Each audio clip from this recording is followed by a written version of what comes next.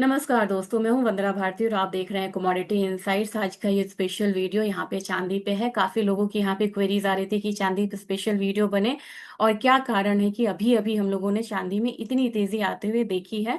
तो जैसे ही आप यहाँ पे ध्यान देंगे कि क्या क्या यहाँ पे कारण है, तो सबसे पहले तो आपको वॉर का ही नजर आएगा कि वॉर काफी ज्यादा यहाँ पे वाइटल रहा है। चांदी के प्राइसेस हो या किसी भी कमोडिटीज के प्राइसेस हो, क्रूड ऑयल जैसे ही यहाँ पे हायर साइड गया तो यहाँ पे हम लोगों ने डॉलर के वैल्यू को बढ़ता हुआ देखा। डॉलर की वैल्यू बढ़ने से आपको पता है कि डॉलर और गोल्ड और सिल्वर है, उसका ऑपोजिट यहाँ पे कोरिलेशन है। प्राइसेस को हम लोगों ने एक बारी लोअर साइड होता हुआ देखा, लेकिन अब प्राइसेस यहाँ पे फिर से एक हायर साइड है। तो जितनी भी कमोडिटीज है उसके प्राइसेस बढ़ रहे हैं। क्या कारण है कि ये प्राइसेस अप साइड में है और क्या सिल्वर का परफॉर्मेंस रहा है, ये हमें देखना होगा। तो सबसे पहले देखेंगे, थोड़ा सा डाउन साइड हम आ जाता हुआ देख रहे हैं, करेक्शन आता हुआ देख रहे हैं चांदी के प्राइसेस में। लेकिन अगर 30 दिन का रिटर्न देखें तो आपको 10% का जो एक रिटर्न है वो चांदी में मिलती हुई नजर आ रही है। 6 मंथ्स में ये 72% है। 1 ईयर में ये लगभग यहाँ पे 189%, 190% का मतलब प्राइसेस जो है दुगुना तीन गुना होते हुए नजर आ रही है, यानी कि 200% का रिटर्न है। अब यहाँ पे कहेंगे कि क्या कारण है, तो एक तो क्रूड ऑयल जब यहाँ पे हायर साइड गया, तो अब क्रूड ऑयल के हायर साइड जाने पे उनके जो मतलब कि ऑल्टरनेटिव्स होते हैं, दुनिया उस पे यहाँ पे शिफ्ट हो रही है और बड़ी तेजी से शिफ्ट हो रही है। तो ईवी से लेके रिन्यूएबल तक की बातें यहाँ पे बड़े जोर शोर से होने लगी। और क्योंकि खासकर कि एशियन इकोनॉमीज में, इंडिया में अगर आप लें तो मंथली ही एक मार्च महीने का ले ले तो टाटा मोटर्स में जो ईवीज हैं, 28% बुकिंग उनकी एक महीने में बढ़ी थी। और जितनी ज्यादा ईवीज यूज होगी, आपको पता है कि चांदी की जो रिक्वायरमेंट है उतनी ज्यादा बढ़ती हुई नजर आएगी। तो एक बार फिर से जहां हम लोगों ने चांदी के हायर प्राइस होने से डिमांड डिस्ट्रक्शन होता हुआ देखा था, वहां पे हम लोगों ने फिर से यहाँ पे प्राइस डिमांड को बढ़ता हुआ देखा। और ये है solar, EVs, AI data centre, साथ में रोबोट्स। दूसरी चीज क्या हो गई कि यूएस ईरान के कन्फ्लिक्ट से काफी सारा जो एक जो मतलब हॉर्मुज का क्लोजर हुआ, तो सल्फ्यूरिक एसिड का भी यहाँ पे जो आवागमन था वो यहाँ पे बंद हुआ। चाइना ने अब उन्हें एक्सपोर्ट बैन ही कर दिया उन्होंने कि 1 मई से उनके देश से कोई भी सल्फ्यूरिक एसिड वापस नहीं जाएगा। तो सल्फ्यूरिक एसिड चांदी के लिए कहाँ से आ गई और क्यों इंपॉर्टेंट है? क्योंकि सल्फ्यूरिक एसिड मतलब जिसे हम किंग ऑफ उसे हम कह सकते हैं कि एसिड कहते हैं। और यहाँ पे आप मानिए कि वो हर चीज में यूज होता है, फ्रॉम प्रोडक्शन से लेके रिफाइनिंग तक। चाहे वो जिंक का हो, कॉपर का हो, सिल्वर का हो, कोई भी माइंस में वो यूज होता है। और ये इसके बिना आपको चांदी, कॉपर, जिंक किसी की भी प्रोडक्शन जो है वो बढ़ नहीं सकती है। यही ये भी कारण है कि बेस मेटल, इंडस्ट्रियल मेटल के यहाँ पे प्राइसेस इतने ज्यादा बढ़े हैं। तो अब सल्फ्यूरिक एसिड का बाहर न आना और एक्सपोर्ट पे बैन होना, ये भी चांदी के प्राइसेस को एक हायर साइड दे रहा है। एनर्जी ड्रिवन इन्फ्लेशन है, इससे भी एक अपसाइड हम लोगों को आ रहा है। अब 6 मंथ, हम 6 ईयर का सप्लाई डेफिसिट है, यानी कि छठा साल हम चांदी में डिमांड लगातार बढ़ रही है और सप्लाई डेफिसिट हमारा हो रहा है यहाँ पे। अब यहाँ चाइना ने एक्सपोर्ट कट भी किया है चांदी में। एक तरफ तो यूएस ने जैसे ही कहा कि हमें 12 क्रिटिकल मिनरल्स की जरूरत है, क्योंकि अब जिस तरीके से वॉर में यहाँ पे पूरी दुनिया फंसी हुई है, उस हिसाब से लग रहा है कि अब वॉर का फंसने का मतलब है आपको कि ज्यादा से ज्यादा हथियार, और जितनी हथियार यहाँ पे बनेगी उसमें चांदी का प्रयोग होता है। वो भी एक बहुत बड़ा मतलब कि स्ट्रैटेजिक पॉइंट है जिसकी वजह से चांदी ऊपर जा रही है। अब चाइना का एक्सपोर्ट कब आ गया? उन्होंने कहा कि नहीं, हमारा सिर्फ लाइसेंसिंग की वजह से ही, और हम जो लाइसेंस्ड होंगे वही हम एक्सपोर्ट कर पाएंगे। और उन्होंने कर्व मत करा, एक्सपोर्ट को कर्व करा है। तो अब चाइना जो है इंपोर्ट तो कर रहा है सिल्वर को, लेकिन वो एक्सपोर्ट नहीं कर रहा है। अब इस हफ्ते का देखें तो 13 से लेकर 15 मई तक शी जिनपिंग और ट्रम्प के बीच में मीटिंग है। ये काफी अहम है। अगर कुछ यहाँ पे पॉजिटिव निकल के आता है, क्योंकि ट्रम्प चाहे ना चाहे लेकिन चाइना का बहुत ज्यादा प्रेशर है कि ये वॉर खत्म होना चाहिए, और थोड़े भी हम डील की तरफ जाते हैं या फिर पॉजिटिव आउटकम आता है कुछ भी, तो वहां पे चांदी में एक बढ़त रहेगी। और अब लास्ट जो फैक्टर है वो अपना घरेलू फैक्टर है, वो है रुपया।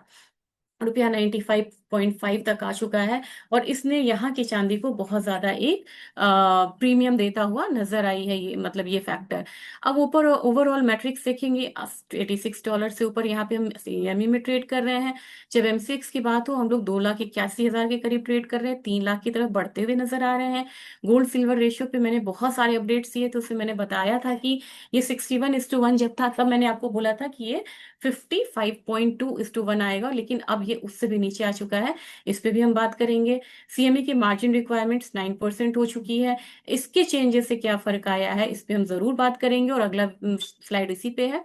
ओपन इंटरेस्ट यहाँ पे बढ़ता हुआ नजर आया, यानी कि चांदी की ये मूव जो है वो बढ़ते हुए वॉल्यूम और ओपन इंटरेस्ट से आ रही है, यानी कि लॉन्ग मनी यहाँ पे एंटर हो रहा है। चलिए अब यहाँ पे हम मार्जिन्स की बात करेंगे। तो जैसे हम यहाँ पे इन मार्जिन्स की बात करेंगे तो आपको पता चलेगा कि यहाँ पे मतलब ओल्ड वे क्या था। ओल्ड वे में हम फ्लैट देते थे, यानी कि मान लीजिए कि हमने सिल्वर में ट्रेड करा और सपोज हमारा $5,000 का मतलब कि हमने फिक्स यहाँ पे मार्जिन दे दिया। तो अब सिल्वर यहाँ पे $100 जाए या $30 आए, मार्जिन हमारा फिक्स है $5,000 का। अब इसे हम कहते थे फ्लैट फी। हम कहते थे फ्लैट फी, हमारा मतलब हो रहा था जैसे कि आपने कोई प्रॉपर्टी लिया, रेंट पे लिया या कुछ भी, तो आपने सिक्योरिटी डिपॉजिट $5,000 कर दी। लेकिन अब आपसे कह रहा है लैंडलॉर्ड कि नहीं, अब ये सिक्योरिटी डिपॉजिट फ्लैट नहीं रहेगा, ये बढ़ते हुए या घटते हुए रेंट के हिसाब से होगा। यही चीज हुई अपने न्यू मतलब कि रूल्स में। अब यहाँ पे परसेंटेज डिपॉजिट हो गया, तो काफी मतलब कि फ्लैट फी होने के बाद काफी दिनों बाद हम लोगों ने यहाँ पे परसेंटेज डिपॉजिट पे एंटर किया। अब क्या है कि सीएमई यहाँ पे 9% का मार्जिन लगाता है टोटल वैल्यू पे। अब जैसे कि आपको सिल्वर मान लीजिए कि $30 थी, तो $30 पे 9% के हिसाब से पहले तो आपको $2.7 देना पड़ता था। अब जब वो $40 की हो गई तो आपको $3.6 देना पड़ रहा है। अब जब ये $50 की हो जाएगी तो आपको $4.5 देना पड़ेगा। अब जब ये $90 की हो जाएगी तो आपको $8.7 देना पड़ेगा। तो धीरे धीरे धीरे ये जो है ये परसेंटेज की वजह से जो आपका मार्जिन रिक्वायरमेंट है वो बढ़ता हुआ नजर आया। अब यहाँ पे स्क्वीज क्यों आ गया? स्क्वीज यूं आ गया कि दो तरीके से होता है। लॉस कैसे होता है? जब आप शॉर्ट में होते हैं, जब आप शॉर्ट किए तो एक तो जैसे कि मान लीजिए कि आपने $90 पे चांदी को खरीद लिया। सपोज आपने अभी अभी के हिसाब से लेते हैं, हाइपोथेटिकल ना लेके, आपने 80 डॉलर पे खरीदा, 80 से चली गई $85, तो $5 तो आप ऑलरेडी यहाँ पे लॉस में है। $5 का लॉस आपके प्रॉफिट उसमें आ रहा है। दूसरी चीज क्या है कि अब जबकि यहाँ पे हायर साइड आपका मार्जिन है, तो पहले आप $80 के हिसाब से मार्जिन दे रहे थे, अब आप $85 के हिसाब से मार्जिन देंगे, तो आपका मार्जिन भी यहाँ पे बढ़ता हुआ नजर आ रहा है। तो क्या होता है कि आप पोजीशंस को काटते हैं और कॉन्ट्रा मतलब पोजीशंस लेते हैं, और उसकी वजह से हम क्या देखते हैं कि प्राइसेस जो है एक हायर साइड आता हुआ यहाँ पे दिखता है। तो ये बहुत बड़ा कारण है जिसकी वजह से अभी भी हम लोगों ने सप्लाई साइड को अब प्राइसेस में अपसाइड बढ़ता हुआ देखा था। अगर आप देखेंगे कि किस तरीके से ओपन इंटरेस्ट बढ़ा है, वो मैं आपको शेयर करना चाहूंगी ताकि आप बिल्कुल मतलब आश्वस्त हो कि कोई चीज में ट्रेडिंग करें। ये देखिए आपको सिल्वर का वॉल्यूम और ओपन इंटरेस्ट है। ये आप यहाँ पे रिसेंटली जैसे जैसे आपकी मूव आई है ना, आपने वॉल्यूम बढ़ता हुआ देखा, ओपन इंटरेस्ट यहाँ पे बढ़ता हुआ देखा। जैसे ही आप ऑप्शन में आएंगे ये डेटा आपको चौंकाने वाला नजर आएगा, क्योंकि ऑप्शन में ये देखिए बिल्कुल ये वाला रेंज रहता था। यानी कि हम कितने कॉन्ट्रैक्ट में 3800,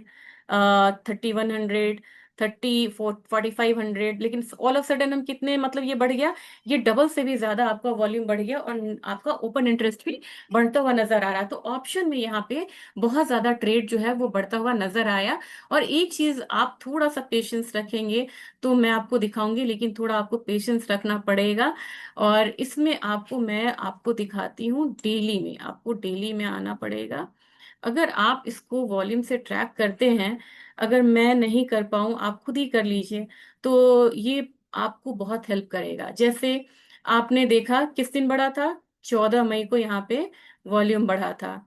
चलते हैं 14 मई, थोड़ा सा आपको वेट करना होगा। 14 मई मैंने बोल दिया, सॉरी, ये 14 अप्रैल है।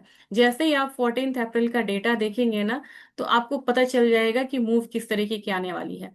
विद हायर वॉल्यूम आपको फुल कैंडल बना है, ये आप देख सकते हैं। चलिए दूसरे दिन का एक बड़ा डेटा लेते हैं, 17 अप्रैल। 17 अप्रैल आप फिर से यहाँ पे टर्न होंगे, ये 17 अप्रैल है। बढ़ते हुए वॉल्यूम के साथ आपको प्राइसेस जो है वो डाउन साइड आ रहा है। फिर आप आ गए 30 अप्रैल। चलते हैं 30 अप्रैल, देखते हैं क्या हुआ। 30 अप्रैल, 30 अप्रैल, ये आपका रहा 30 अप्रैल। प्राइसेस जो है वो हायर साइड जो है वो बढ़ती हुई नजर आ रही है। तो आप देखेंगे अभी जो भी ट्रेंड बुलिश है, तो बढ़ते हुए मतलब कि वॉल्यूम के साथ आपको प्राइसेस जो है बहुत स्ट्रिक्ट वो दे रहा है। अब 6 मई से इसने बढ़ना शुरू करा। चलते हैं 6 मई कहाँ है। ये रहा आपको 6 मई, एक बॉटम बनाया और यहीं से इसने प्राइसेस ने हायर साइड लिया। 7 मई को हम लोगों ने रिकॉर्ड वॉल्यूम आता हुआ देखा।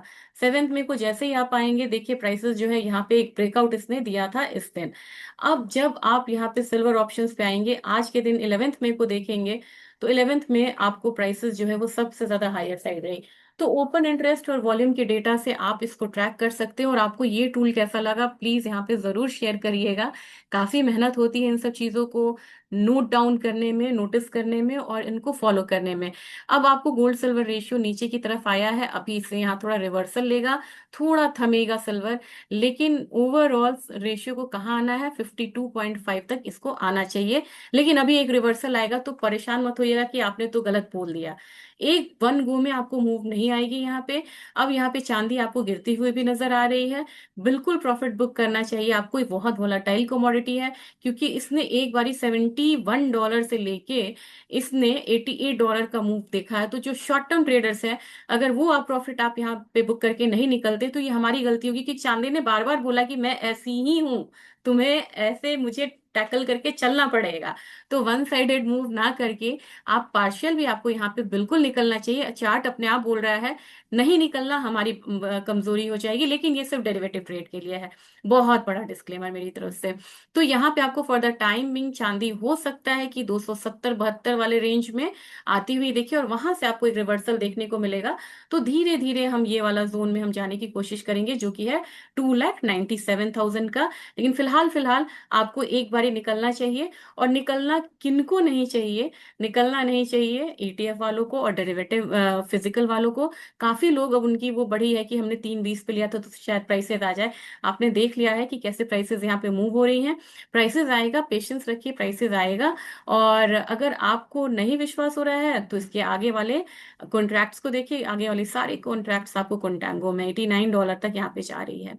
तो नवंबर तक आपको प्राइसेस में एक अपसाइड मूव आएगा, रुकना होगा। 3,20,000 भी आ सकता है, 3,03,00,000 भी आ सकता है, रुकना होगा। 4,20,000 के लिए थोड़ा लंबा इंतजार रहेगा, लेकिन प्राइसेस जरूर यहाँ पे आना चाहिए। लेकिन चांदी आपको हमेशा बोली है कि समय समय पे निकलते रहो, वाइल्ड मूव्स के लिए जानी जाती है, और चांदी में हमें साइकिल प्ले करना चाहिए।